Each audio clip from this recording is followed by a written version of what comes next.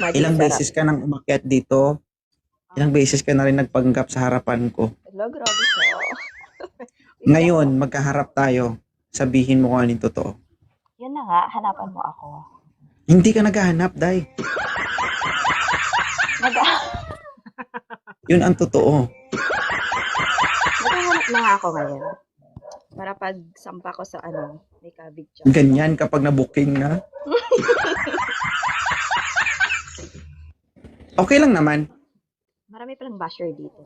Huwag kang magbasa ng comment kasi ako intindihin mo. Sige, Ah. iniintindi kita. Oo nga, kaya balik ka ng balik eh. Grabe yung pag-iintindi mo sa akin, no? Huwag ka nang may stress. Hindi yun totoo. Bakit lagi kang balik ng balik dito? Ayun nga, ihanapan mo na ako. Hindi ka nga naghahanap. Lumabas sa bibig mo eh. Ha? Gusto ka nang may makakausap. Hinahanapan kita pero ayaw mo. Hindi ko naman type yun.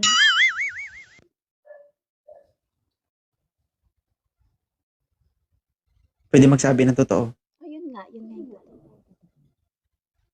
Wala namang problema basta maging prank ka. Yun na nga yung totoo. Gusto ka nang makakausap.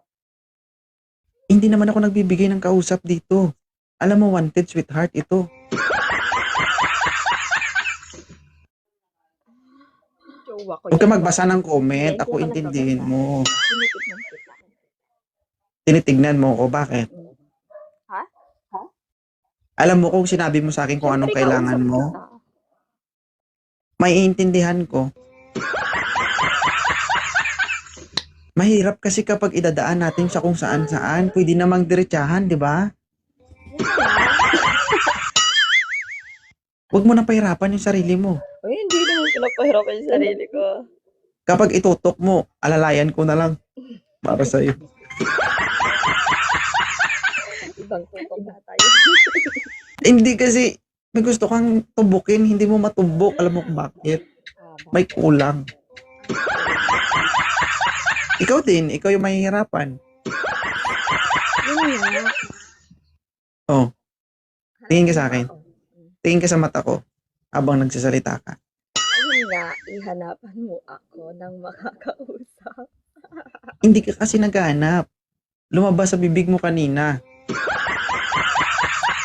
Hindi ka kasi nag-iingat eh. Ano? Yun nga. Mahirap ito. Mahirap ito. Parang marereklamo na naman tayo. Hello. Grabe lang.